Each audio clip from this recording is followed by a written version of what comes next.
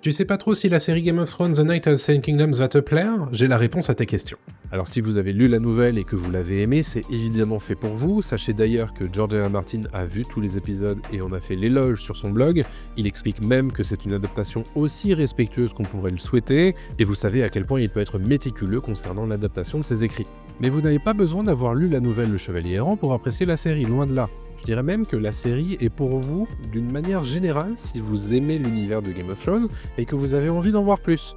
C'est une période nouvelle qu'on n'avait pas encore explorée dans les séries jusqu'ici, et en plus avec une perspective bien différente. Ce serait dommage de s'en passer.